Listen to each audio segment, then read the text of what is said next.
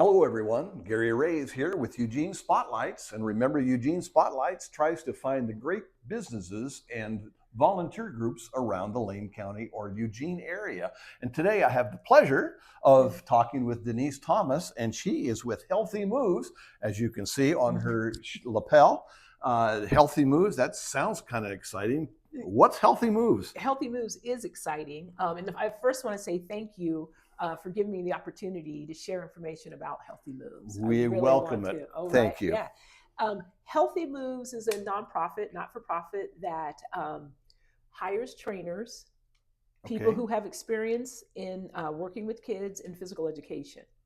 And then we train them under the Oregon Department of Education guidelines and go into elementary schools or middle schools, K through 8, and work with them, teachers and the kids in their PE classes. Oh my. That's what the initial goal is. Okay. Mm-hmm. So how many people, how do I want to ask this? How many students do you think that you serve in the Eugene, Lane County area?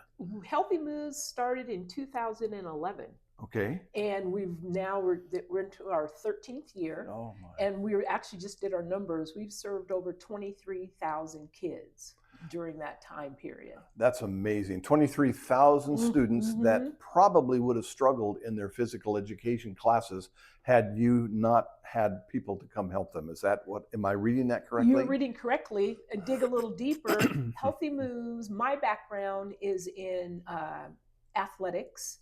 And then I crossed over into dance, which sent me to New York City and trained at the Alvin Ailey School of Dance.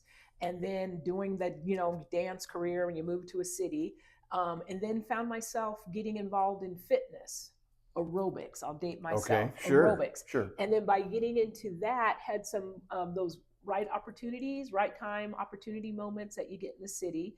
And then I got injured and found the Alexander technique, which allowed me to start my own fitness business, which is called Let's Move. Okay. So I started my fitness business in 1988 and lived in Manhattan for 12 years and then relocated. I'm a duck, a University of Oregon grad. I went to go because I'm going to say I relocated back to Eugene. Good. And rightfully so. Right.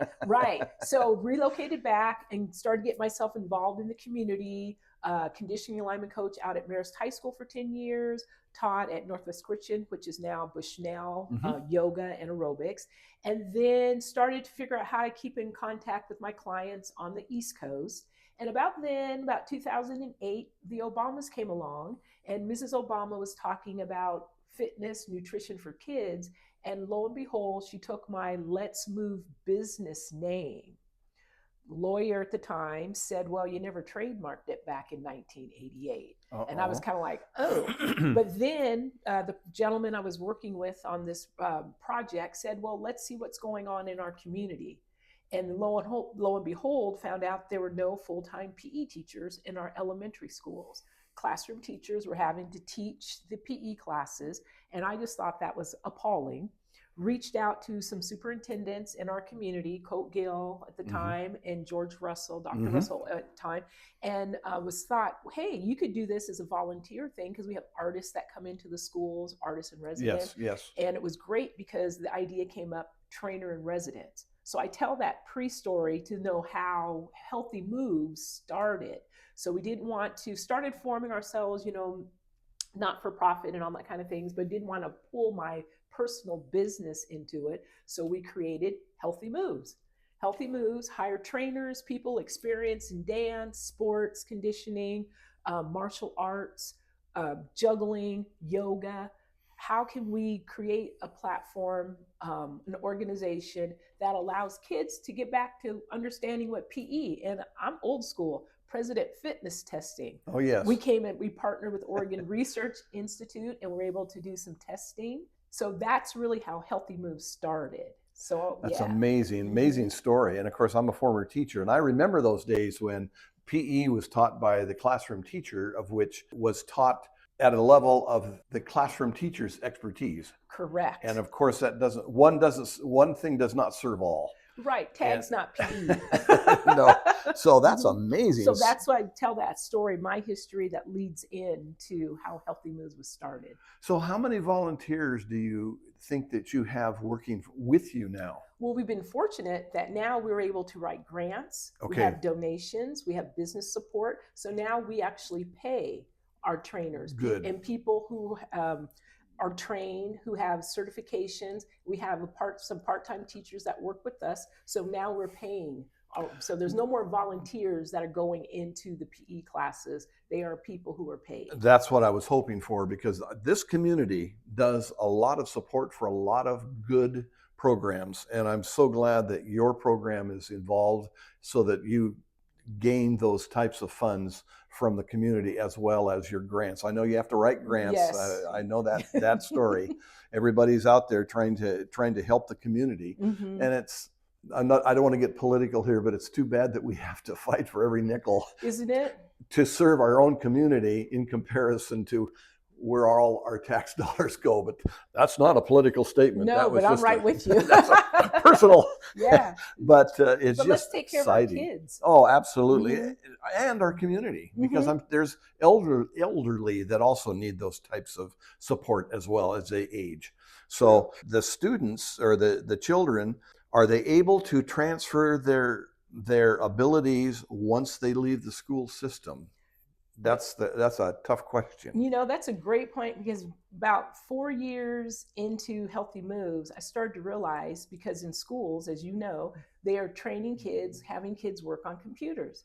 And I started to realize those kids are being conditioned to be on the computers. So when they leave their school, what are they doing? They're going home and getting on the computer instead of going out playing kick the can, Mhm. ride their bicycle, go play basketball or some sort of sport. So I started to take that into, be aware of that, and started talking to kids.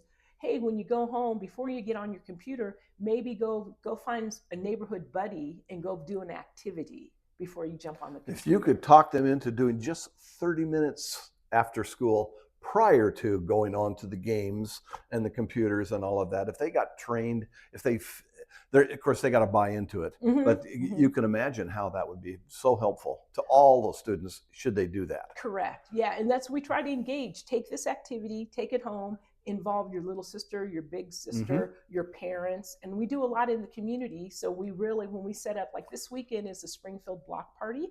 And so we're in the kids zone. So we actually incorporate activities that the mom, the dad, the aunts.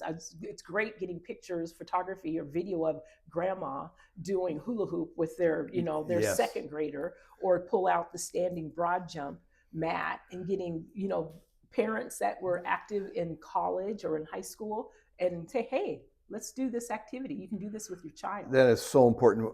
And what you've said is a difficult thing. I think about myself growing up. Had I gone home and said, Mom, Dad, I want to do this for a half hour, they wouldn't have understood. and there's a lot of parents out there, or parents that would not understand that. And so your ability to impress the students enough to want to do that. But the other side of that is you've got to impress the parent as well. And how do you do that?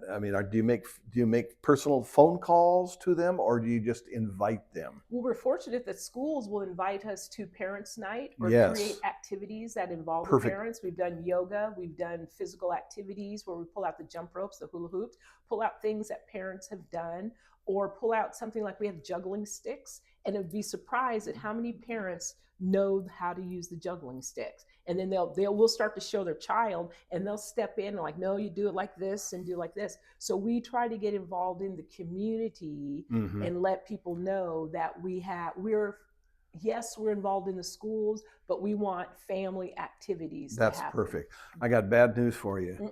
The hula hoop. Remember, every kid could do a hula hoop. Then they got to be 25 years old. Somehow it didn't work. I have a theory to that. We have different size hula hoops. So when I have a parent who puts on a small hula hoop and works with the child, I say, here, let me switch up your hula hoop. And I give them the larger hula hoop, and they're able to get the hula hoop to circle. So I hear you. So I need one. I've got one for you. Where do we go from here to can you expand? Yes, our model, that the whole model was set up to expand across the country. Actually, Healthy Moves has been taught in New York City. I shouldn't say New York City, in Queens. I was visiting in Queens like our second year or third year. The organization was started because I still have clients. I have my own personal fitness business. So I still have clients in New York. So I go back and forth. One of my clients said, my daughter's school is doing an activity day. Can you come in and teach your program? And I did. So we were in Queens. So it's a model. And I had some teachers looking at me going, this is interesting. And they were like, this was nice. I said, well, where do you live? In Oregon, Eugene, Oregon. But it's a model that can be taught to teachers, can be taught to EAs. We've worked with the PE teachers in their PE classes. Do you spread the word through video? If you can't personally go and push, I hate to use the word push your program. Is there a way that you can put these learning things on video? Yes, we can put them on video. We were cruising like everybody was cruising 2019, and we got bam. And then we were online. We had classes online. And right now I feel we're right back where we were at 2019. So the goal is we've had some contact in Albany. We have had some contact down in Coos Bay, trying to look for, the goal is to look for communities that have a community college or a college involved, because we also partner with the physiology department from the University of Oregon, and some of those interns are wanting to work with children. So we train them and have them come in and be a trainer. And also there's some funding that comes from the physiology department. So a stipend, the kids will get a stipend. Okay, some incentive. Some incentive, but I've got a great group of returning interns, a great group of returning trainers. So yeah, the goal is if we can go an LCC, we've partnered with LCC before. So now it's time to reach out past our Lane County boundaries. We've gone to Crestwell. Yes. We'd like to go to Veneta. We're at Lowell. We just picked up Mountain View Academy is one of our schools. So we can venture out past our boundaries, and that is a goal. I can't express how important and how this is such an impactful thing throughout the community, and it's growing thanks to you. I also want to ask you, I know you write grants to try to make all this happen, but you also have some local volunteers, or excuse me, contributors is the right word. And so just why not mention who some of those contributors are so we can maybe talk about them a little bit. So Healthy Moves are programs, because some of that funding, certain supporters and businesses in the community support certain programs. Yes. So we're fortunate to get grant funding or school funding from the district for our trainer in residence program. And that's the professional development program. We can get funding from Oregon Department of Education for that, because we're working with the classroom teachers in their PE classes. So that's one set of funding we get. Our Jumpstart program, a before school program. Trainers get to the school, kids come have breakfast, and then the kids are shuttled down to the gym in waves. So we have about 15-minute pre-wave. Want that child to have breakfast, then come down to the gym, learn the Healthy Moves warm up, do an activity, and we've got it set up Monday, Wednesday, locomotor skills, Tuesday, Thursday, Healthy Moves warm up, and then we pull out jump ropes, hula hoops, that type of thing. So that Jumpstart program is funded by Slocum. We're very thrilled that over the past few years that Slocum is funding, because we've now starting to realize that the Jumpstart program is a child care program. So parents are dropping their kids off at 7:30. School's not opening until 8 a.m. Kids have breakfast. What are those kids going to do for another 30 minutes before it doesn't take them long to eat? But it doesn't. Oh my goodness. Sometimes they're like, here, Healthy Moves. I'm like, no, you got to have breakfast first. Yeah. So our Jumpstart program is at Maple Elementary School, Dos Rios Elementary School, and now we're going to add it at Page Elementary School. The Springfield Public School District. But yeah, that's supported by Slocum. It also supported Ramjack has supported us. Good. We have a lot of support. I put you on the spot. That's what I did. But you led me into, because we are getting ready for our fall fashion and fitness fundraiser. So my brain was going, look at that list and pull those names out. We have community support. We have donorship support as well as in Eugene and actually out of state. I'm fortunate that have friends who are support not-for-profits, and they have come, let us know what you need. Let us know what you need. Well, and as I refer back to the fact that I've always been Next Step impressed. is another supporter. Okay, yes.